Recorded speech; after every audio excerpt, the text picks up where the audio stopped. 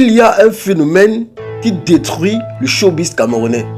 Même nos grands frères de la diaspora, depuis le Canada, la France, la Belgique, ou peut-être la diaspora africaine, en ont parlé.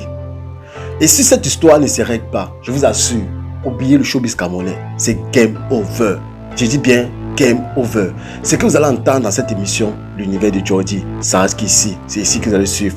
Alors les amis, bienvenue dans la team Jordi. Abonnez-vous pour être dans la team, pour ne manquer aucune des autres émissions disponibles chaque soir sur les autres plateformes Facebook et autres. Abonnez-vous sur nos différentes plateformes Jordi TMJ. Parce que nous avons décidé de faire cette émission pour parler, pour dénoncer. Car nous sommes une communauté, une seule et unique communauté. On se retrouve juste après cette petite transition. La team Jordi est dans la place.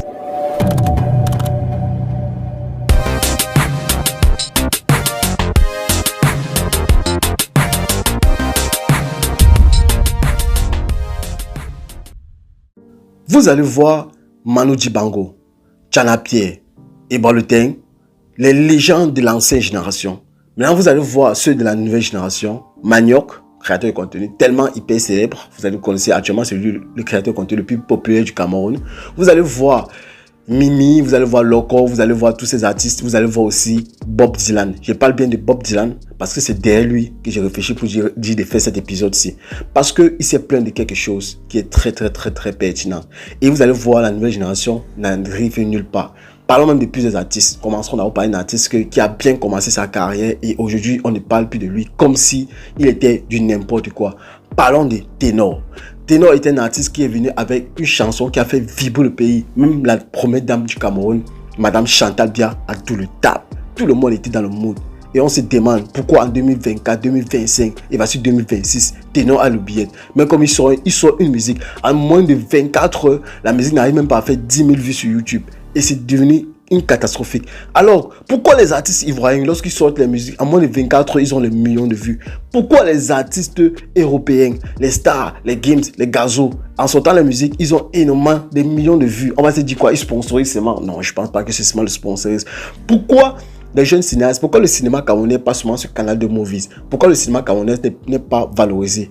Pourquoi la danse, le showbiz? Je ne vais pas citer tous les domaines parce que c'est tellement vaste. Même le foot.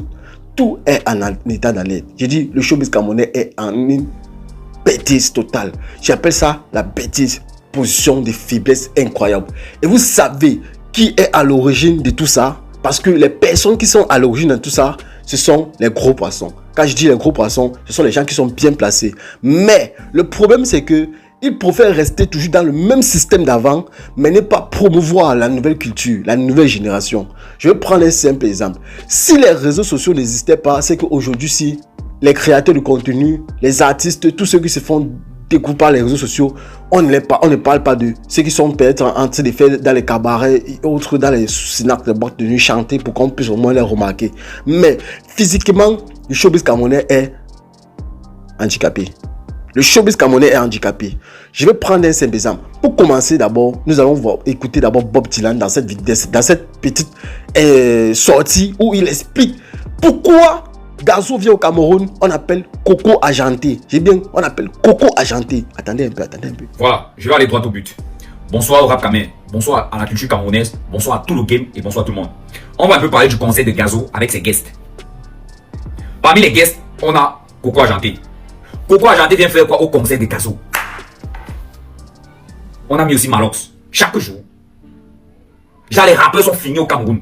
Jusqu'on met Coco Argenté. Hein? Les rappeurs sont finis au Cameroun. Jusqu'à Gazo, artiste international, qu'on ne voit pas tous les jours, vient au Cameroun pour le concert. Le 27 décembre au Palais des Sports. À Yaoundé. Gazo, un pur rappeur. On met Coco Argenté derrière lui. Ils vont causer de quoi?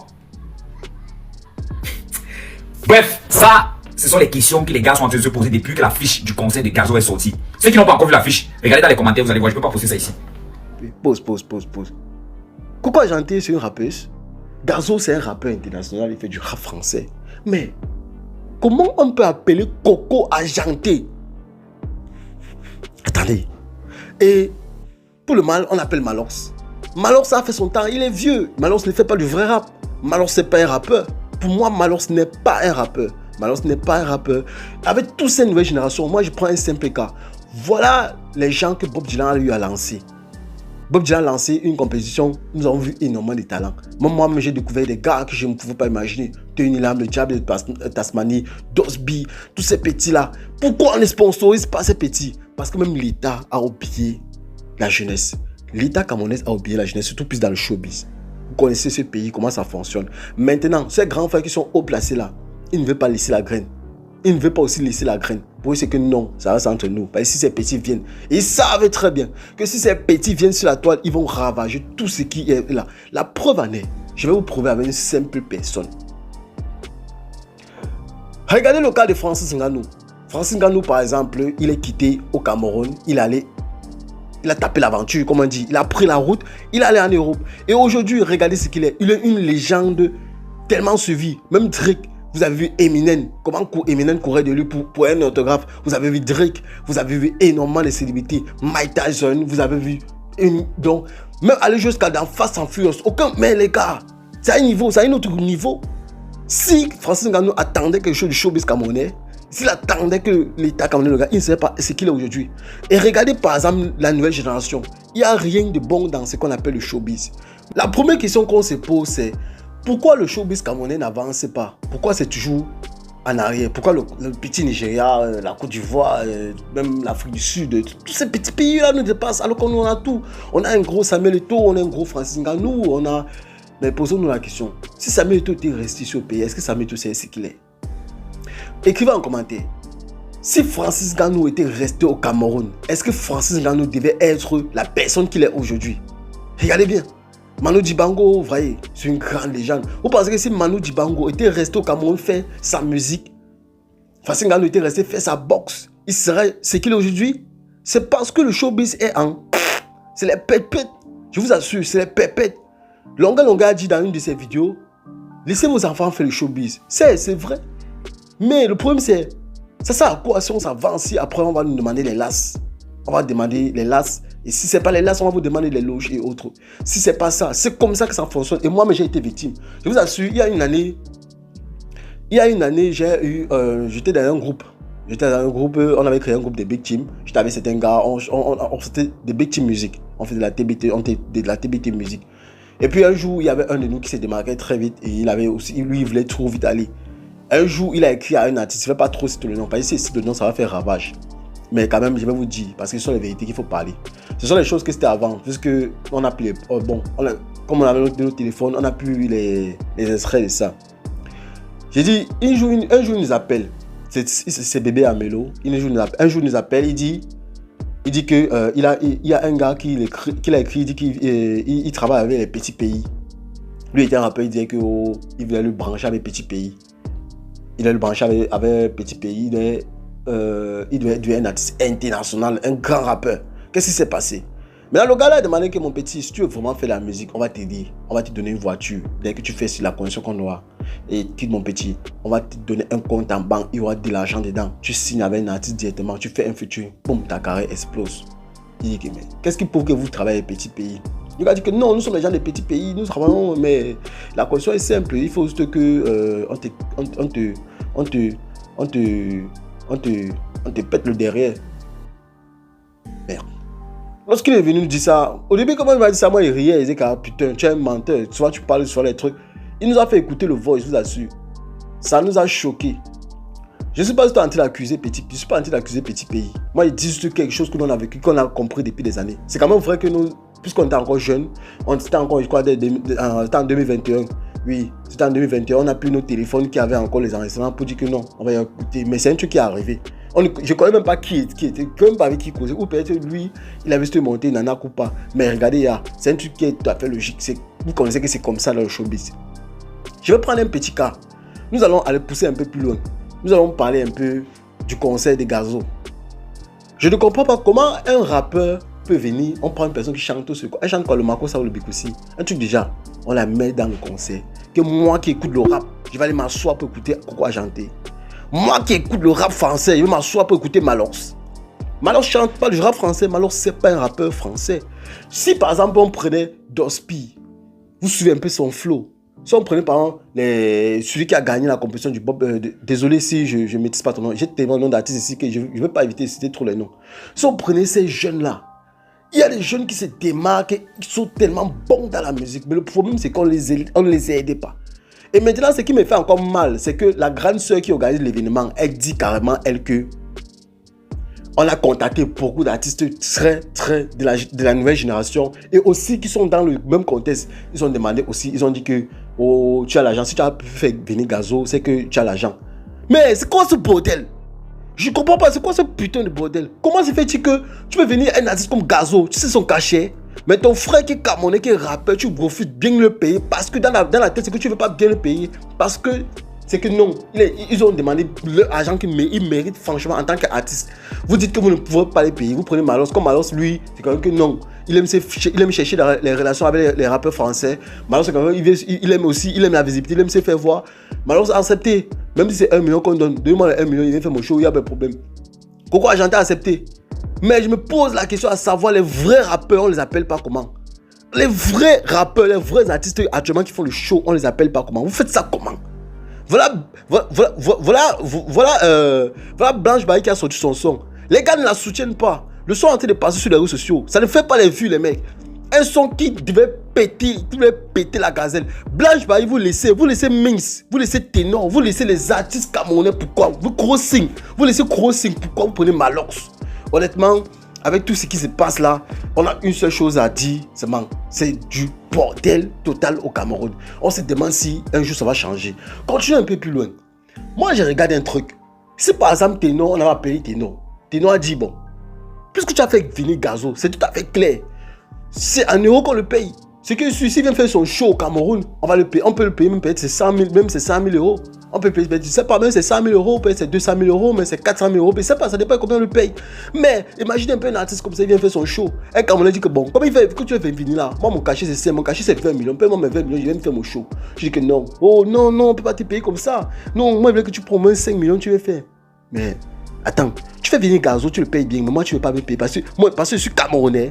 Parce que je suis ton frère, parce que lui il est en France, je suis au Cameroun. Et vous voyez ça normal? Vous voyez cette mentalité normale? Parce qu'il faut faire investir l'argent de ceux qui sont à l'étranger, mais ceux qui sont ici, ils n'investissent pas l'argent. Et c'est un gros défaut. C'est un gros défaut. La musique camerounaise est venue du n'importe quoi. Je vous assure. Regardez un peu un fait. Vous allez voir un artiste, par exemple, hyper populaire, venir facilement faire lecture. On va le payer, il nous demande tout son arme. Un artiste camerounais qui est un peu dans la nouvelle génération, qui a été s'élever, ou une légende même, on ne va pas le payer le même cachet. On ne va pas le payer, non, on devait le payer. Alors maintenant, un peu plus loin. Moi, personnellement, je vais parler de mon cas. J'ai commencé dans la musique. Ma vision, c'était le rap français. J'ai créé un groupe de musique. Pour ceux qui connaissent des petites musiques, ils connaissent bien. On a fait un parcours. J'ai sorti des gens qui ne connaissent donc, que je n'imaginais pas. J'ai vu des gens tellement forts. Malor, ce n'est même pas un chanteur. Je dis que Malor, ce n'est pas un chanteur. Moi, je vais vous parler honnêtement. Je vous parle honnêtement. Malor, ce n'est pas un chanteur. Ténor, ce n'est pas un chanteur. Tous ces artistes que vous voyez qui sont populaires ne sont pas des chanteurs. Ils ne sont pas des chanteurs. Ce sont des gens qui, on doit les respecter, c'est vrai. Mais les vrais rappeurs, les vrais chanteurs, les vraies personnes que nous, normalement, doivent être sur la toile, ils sont au quartier. Je vous assure. J'ai vu des gens tellement forts que moi, les gens que on peut les comparer au niveau. C'est vrai que non, le niveau de musique qu'ils chantent, l'inspiration qu'ils ont, tout ce qu'ils chantent là, on peut les comparer au niveau des Gazo là qui viennent. On peut les comparer au niveau de Tchako. J'ai vu des gens excessivement forts. Mais ils sont où là? Et vous allez nous parler que bon, mes petits, encouragés, il faut continuer à créer du contenu, tout ça sur du. C'est pour ça que vous allez voir les jeunes veulent tout partir pour aller là-bas. Je vais vous parler d'un rappeur, on l'appelle Endurance. Vous pouvez aller chercher sur YouTube. Regardez comment il chante, il a pris un des beats de Matt Gims, il a pété la gazelle avec. Regardez comment il est là en France, il a pété. Aussi au Cameroun, il pouvait avoir les vues là. Non. Ça ne pouvait pas se faire. C'est parce que c'est à l'oubliette.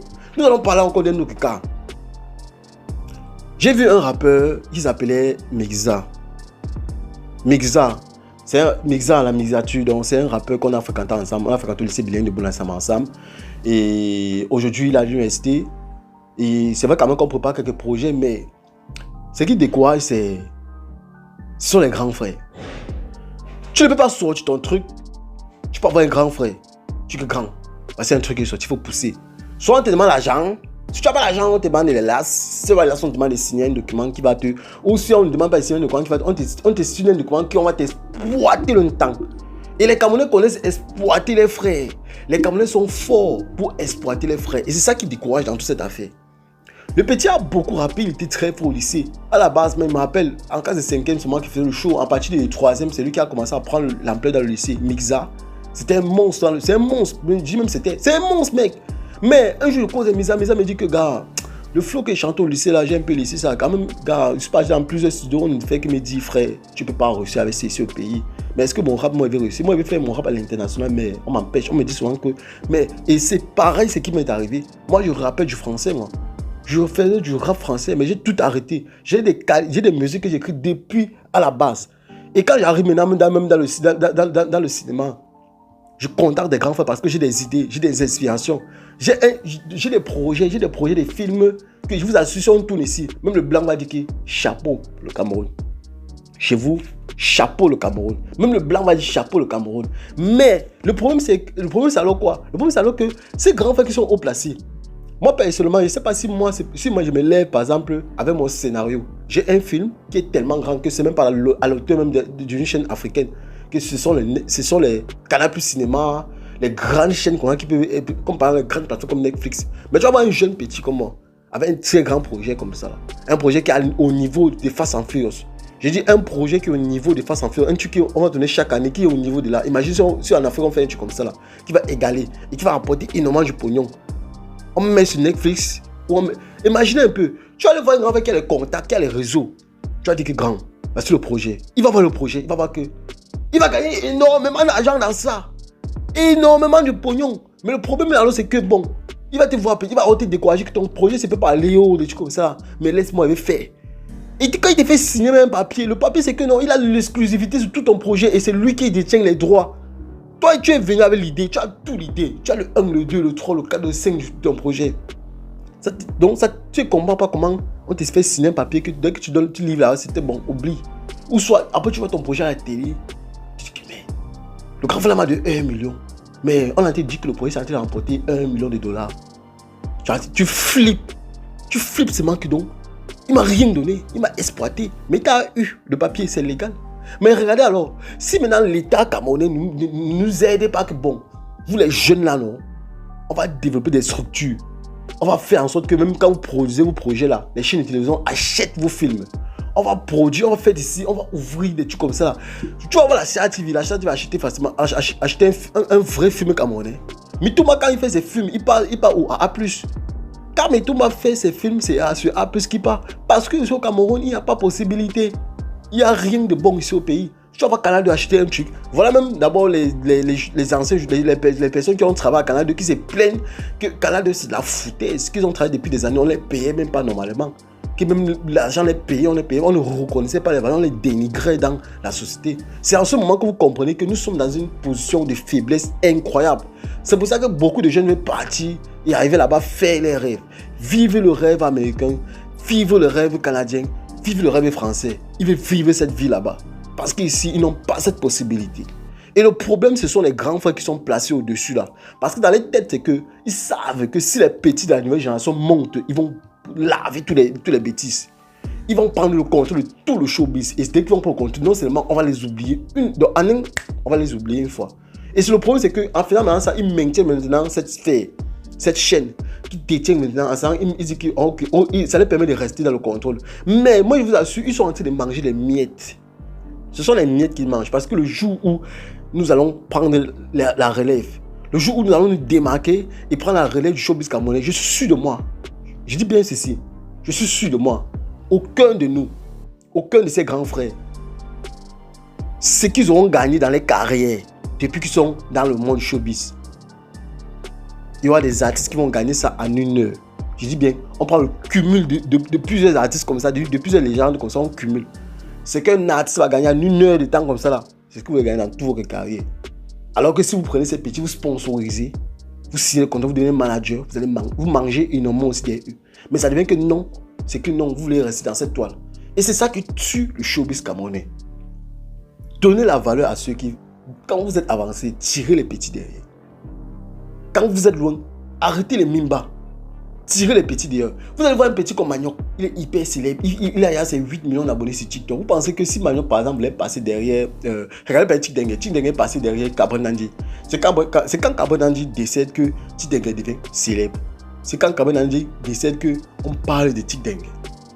Imagine un peu si dès le début, Kabenanji avait orienté Tic Dengue, positionné, et le seul fait le petit fait son travail. C'est que Tic Dengue lui aussi, c'est devenu être populaire, net. Il est monté, mais on ne comprend plus rien. On ne comprend plus rien. Parce que chacun veut contrôler. Mais quand on t'aide, on te contrôle. Mais quand on t'aide, on mange sur toi. On te suce les os comme ça, on te donne les miettes. Je vais parler aussi d'une personne qui respecte beaucoup, Pachi Woga. Pachi Woga a été dans la maison de production de... Je ne veux pas trop citer les noms pour impliquer certaines choses. Il a travaillé, il nous avait dit ceci en 2022. Que j'ai arrêté de travailler avec les grands frères. Les biens et autres, Pachi Woga a bossé avec eux. J'ai arrêté de travailler avec ses grands frères parce que on te mettait des apparts, on te donnait tout ce que tu veux, la belle vie, on te faisait manger, on te faisait connaître toutes les filles que tu voulais, on te faisait rouler dans les voitures, on te faisait vivre la vie de luxe, mais on ne te donnait pas de l'argent. On ne te donnait pas de l'argent. Regardez quelqu'un du métier qui dit ceci, mais on ne te donne pas de l'argent parce qu'on ne reconnaît pas ce que tu fais. Parce qu'on ne reconnaît pas ce que tu fais, on ne reconnaît pas ta valeur. Il a donc décidé de tout abandonner. Il m'a dit ceci, moi je vais laisser tout ça tomber. J'ai laissé tout tomber et je vais me chercher. Je sais que d'ici quelques années, moi j'aurai tous les revenus financiers nécessaires pour ouvrir ma propre maison de production. Je serai un réalisateur. Donc ne soyez pas surpris si vous voyez Pachi Woga sortir un film que même le son n'a même pas tourné, même Mitoma n'a pas tourné. Ne soyez pas surpris que Pachi Woga lance sa maison de production. Ne soyez pas surpris. Vous le voyez aujourd'hui, non? Vous ne connaissez pas ces projets. Attendez un peu. C'est parce qu'il y a tous ces gens-là qui nous bloquent. Et quand aussi le travail, je ne veux pas aussi la situation du travail. Le travail est dur au pays. Au Cameroun, on ne travaille pas. Parce qu'il n'y a pas le travail. Maintenant, on est obligé de faire l'entrepreneuriat. Et maintenant, quand les jeunes cherchent d'entreprendre, même jusqu'à là, c'est compliqué. Il y a les impôts qui dérangent. Il y a les gens de la mairie. Il y a le sabotage. Il y a encore les sorciers du village alors qu'ils ne veulent pas nous laisser. Mais dans ça, on combat tout ça. Mais quand tu réussis à ton petit show, tu vois que non, tu vas un peu avancer, on t'appuie encore. Heureux, je suis fier des grands frères qui réussissent dans les business. Maintenant alors, c'est pour ça que vous allez voir beaucoup de jeunes se lancer dans le showbiz. Et quand ils se lancent le showbiz, c'est pas beaucoup plus le cas des femmes. Vous allez voir par exemple beaucoup de femmes se lancer dans le showbiz. Aïcha Kamwas a parlé dans une de ses vidéos de récemment. C'est pour ça qu'elles vont devenir toutes des waka. Je dis bien des waka. La plupart des influenceuses que vous voyez sur la toile là, ce sont tous des lécheuses. La plupart sont des lécheuses, sont des suceuses. Parce que quoi?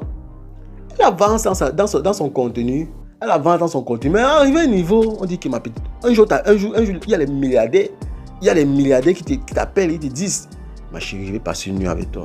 Oui, tu me trouves à l'hôtel devant ça là. Et après ça, je te donne 40 millions. Tu vois une petite soeur, comment elle n'a jamais vu 1 million. Elle arrive, parce qu'elle a fait le buzz. Elle est sexy, elle a les formes, elle a une beauté, elle a la matière. Mais dans un grand frère, un millionnaire l'appelle, un papa millionnaire l'appelle, il te dit bien, je veux que tu viennes dans l'hôtel aujourd'hui, je vais te donner 40 millions. Pensez qu'elle va laisser. Vous pensez, elle reste comme ça, elle dit que merde. Mais c'est juste qu'il va juste monter sur moi. Quelle cause, elle a le goût. Il tout moi, il la donne ses 40 millions. Il a niasse, il la donne ses 40 millions. C'est sur l'appel, on la niasse, on la donne ses 10 millions. Ce même petit niasse comme ça, elle a eu 10 millions. Pensez qu'elle ne prend pas goût. Pensez qu'elle ne prend pas goût. C'est comme ça qu'une autre personne va venir. Ah chérie, je te donne 30 millions, il y a un mot. Et pas. C'est comme ça que vous voyez certaines influenceurs voyager par Dubaï, voyager, monter ici. Parce que non, c'est le bon plantain qui fait voyager.